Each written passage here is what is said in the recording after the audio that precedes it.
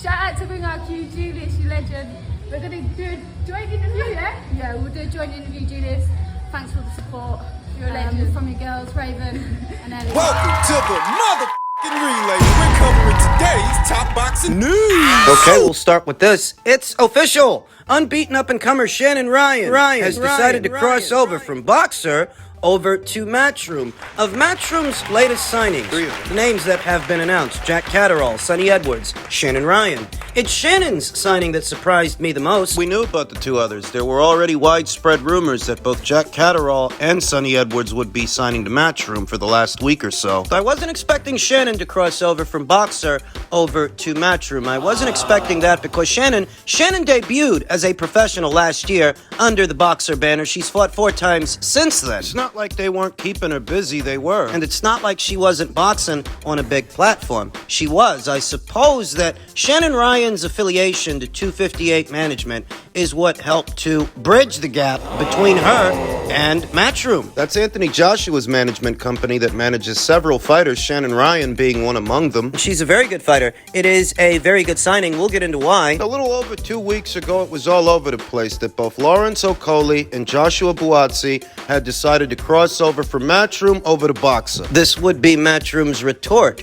2 of boxer's fighters have decided to cross over to Matchroom. Good response. 2 new signings. 3 overall with the addition of Sonny Edwards to the Matchroom stable. He's definitely in the right place, and we'll talk about why a little later. He's that much closer to the big fights. It did surprise me that Shannon Ryan decided to cross over from boxer over to Matchroom because, like I said, it's not like boxer wasn't keeping her busy. They were. She fought 4 times last year, and it's not like they didn't have a big platform. They do. They have Sky Sports behind them. But I guess to Shannon... You see what Matchroom has been able to do for the sport of women's boxing over the years. You see what they've done with Katie Taylor, what they're currently doing with Chantel Cameron and Ebony Bridges. Ellie Scottney, Ramla Ali, Alicia Baumgartner. These are the more familiar fighters, the more familiar faces and names in the sport of women's boxing. A proven track record. They know what they're doing. Now they can work their magic on the career of Shannon Ryan. Shannon Ryan, who campaigns in the women's super flyweight division. Super flyweight, that's 115 pounds. That division is an open book. The world titles are split 4 ways between 4 separate fighters, 4 separate world champions, 4 separate for Shannon Ryan to vie to become a champion herself. The division really is an open book, a much less political weight class, a much less political division than some other divisions because no major promotional outfits, none of Matchroom's competitors have a prized stallion or a champion in the women's super flyweight division, so it won't be too hard to get Shannon fights. Particular to this conversation, title fights. None of those champions down there at super flyweight are with a major promotional outfit. You've got Argentina's own Clara Lescurat holding the WBA title, Mexico's own Ashley Gonzalez. She's still got the WBC, successfully defended it for the 2nd time against then-champion Lourdes Juarez this past weekend. You've got Maciela Lujan of Argentina. She's got the IBF, and Japan's own Mizuki Hiruta. She's got the WBO. As stated, this division is an open book. Shannon Ryan not only means to read it, but add her chapter to its story. She's a very good fighter. What stands out the most about Shannon Ryan is her speed and athleticism. She's a very sharp fighter, sharp puncher. Mid-range to inside puncher, an athletic one, an accurate one, a fast one. Britain's definitely got talent in the form of Shannon Ryan, only 26 years old, many good years to give to the sport of boxing. With a major promotional outfit like Matchroom behind her, they can make things happen for her in the women's super flyweight division. And you could argue that she already had a major promotional outfit behind her in boxer, but they don't have the track record that Matchroom has, and that's the difference. She'll have no problem getting fight dates over there at Matchroom. They're doing shows anywhere from the United Kingdom to the United States to Australia, Mexico, and the Middle East. She'll have no problem getting fight dates for developmental fights that she needs to have because she's only 4-0. That's the advantage, that this opens the door for Shannon Ryan to fight almost anywhere in the world. In any of the major boxing markets in the sport of boxing. If Matchroom's doing a show in the USA, they can have her come over here. She's not limited to fighting in the UK anymore. Because Boxer don't do shows in America. Matchroom does. Boxer doesn't cater to as many markets as Matchroom. That's actually a very big advantage. For Shannon it is. She'll have no trouble getting fight dates, no trouble getting fights. You think about Jack Caterrall signing to Matchroom and what advantages that might provide for him. Jack Caterrall has been a bit of a transient ever since the Josh Taylor fight. He signed to Probellum, the fledgling promotional outfit that has since been defunct. Yet another indication that Probellum is done. They're kaput. Both Jack Caterrall and Sonny Edwards. They were both signed to Probellum. If you needed any further indication that Probellum is done, just a few weeks ago, Richard Schaefer jumped ship. You know, he's not with Probellum either. He's not with them anymore, and he was the president. See what message that gets across. Now, two of Probellum's fighters have been picked up by Matchroom, Jack Caterrall being one among them. Matchroom is beefing up their super lightweight stable. They've got Liam Pardo and Stevie Sparks from Australia, Richardson Hitchens, And Montana Love from right here in the US of A. Now they've got Jack Caterrall. You have to wonder how this affects what was supposed to be the Regis Prograrius fight. For a number of weeks now, Jack Caterrall was rumored to be facing Regis Prograrius in his very next fight. The story now is Jack Caterrall is going to be making his Matchroom debut in May on the undercard of Lara versus Wood 2, their rematch. likely a tick-over fight to keep that guy busy because it's been a long time since that Josh Taylor fight. Jack Caterrall, he hasn't fought since then. As much as I liked the Jack Caterrall versus Regis Prograis fight, I knew it doesn't favor Jack Caterrall, least of all when he's been this inactive. Fighting a hard puncher, a devastating one like Regis Prograis, who has seen action in the last 12 months. He was sharing the ring with Jose Zepeda not that long ago for the vacant WBC title. There were widespread rumors and speculation that Jack would be sharing the ring with Regis in his very next fight, having not fought since the Taylor fight. And that fight might still materialize. It might still happen, just not next. You have to consider the number of fighters that Matchroom has in today's super lightweight division. You've got Liam Pardo and Stevie Sparks by way of Australia. Those two guys. You've got Jack Caterrall. You've got unbeaten up-and-comer Dalton Smith. Richardson Hitchens, Montana Love. They got at least 6 guys over there, but you know what they ain't got? They ain't got no champions. They ain't got no belts right here and right now for those fighters to fight for. It's for this reason that I think the door is still open for a Prograis versus Caterrall fight. I think the door is still open for Matchroom to pick up Regis Prograis, who, as far as I can see, he ain't with nobody right now. And with Probellum... For those not already aware, over a year ago, Regis Prograrius signed a deal with Probellum, but Probellum, as I mentioned earlier, they're now defunct. They're out of the game. That uncomplicated things for Jack Caterrall, uncomplicated things for Sonny Edwards, and it could very well uncomplicate things for Regis Prograis. The way is clear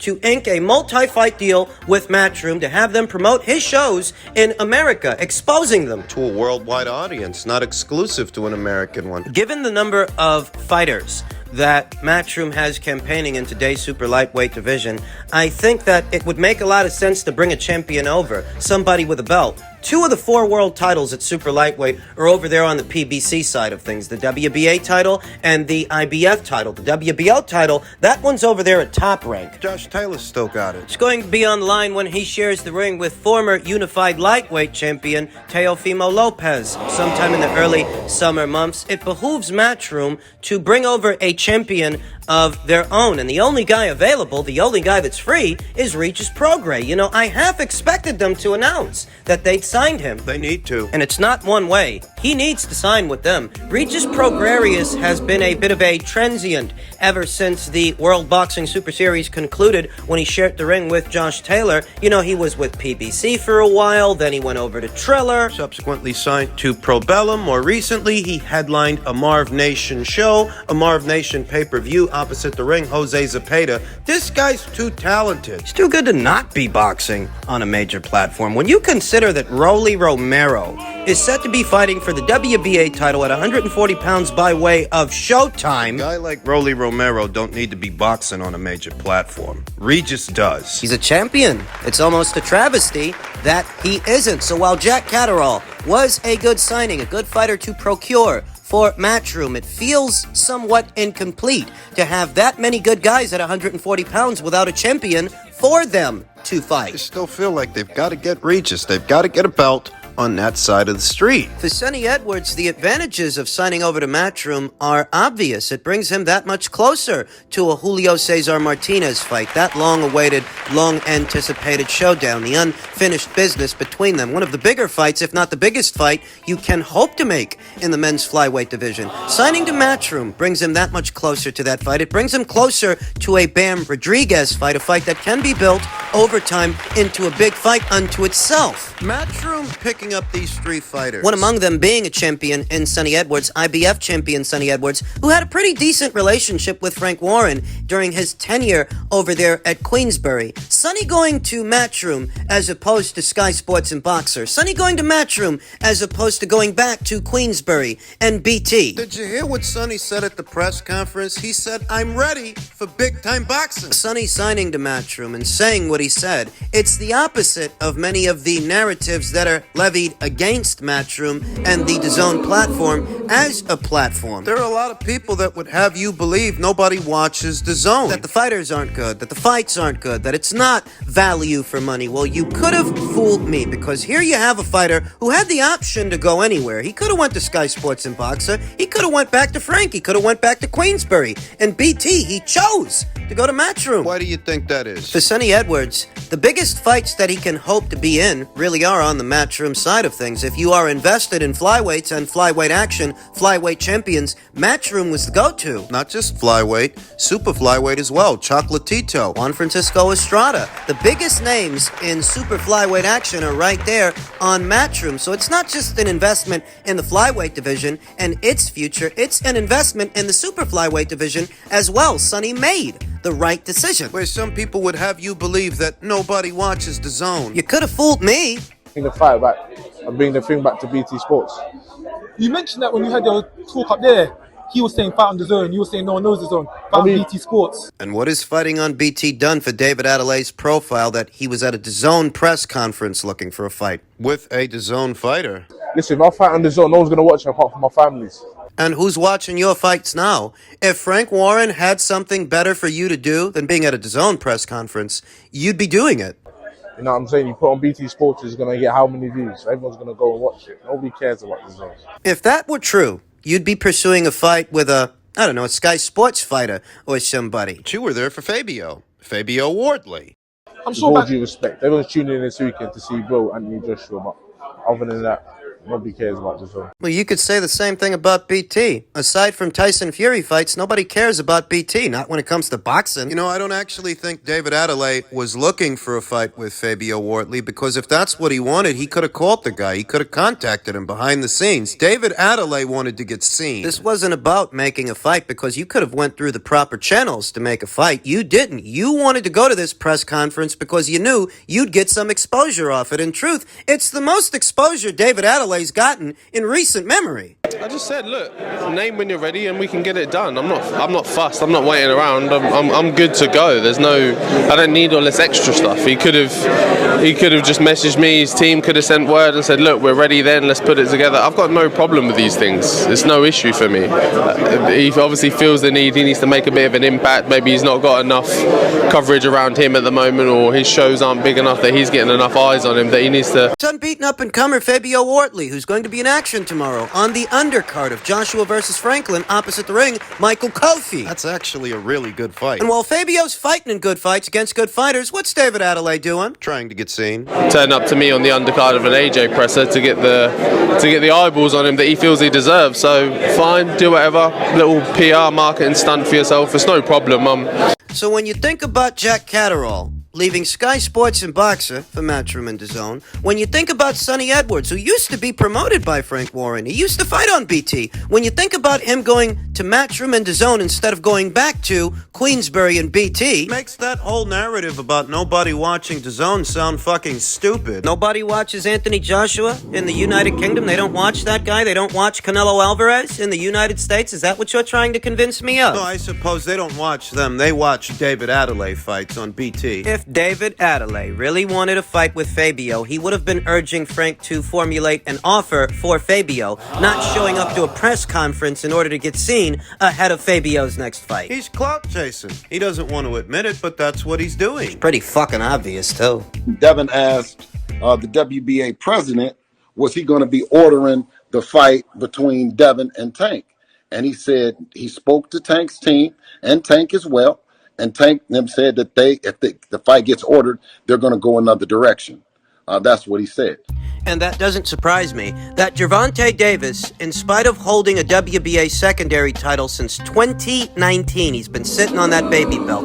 A baby belt that is little more than just a segue to fight for the full title, the full belt that Devin Haney holds. That Javonte Davis's handlers plan on going in a different direction. Should they beat Ryan, and should Devin beat Vasyl Lomachenko? Should he remain this division's undisputed champion, that Javonte Davis has no plans of facing him. No, that doesn't surprise me. I don't think Devin's staying at 140 pounds anyway. Whether he beats Vasyl Lomachenko or not, in his very next fight, I anticipate that he will move up to 140 pounds because he's huge for lightweight. But on the off chance that he were to stay there, I don't think for a second Javonte Davis would try to fight him. The only way that Javonte Davis will fight for the full WBA title at lightweight is if Devin doesn't have it. No, wait. He won't fight for it if Loma has it either. It's reality. The only way that Butterball is going to fight for that title is if no one is holding it. No one formidable. Not a Vasyl Lomachenko, not a Devin Haney. You have to consider who he's about to fight. He's about to fight Ryan Garcia, who literally walked away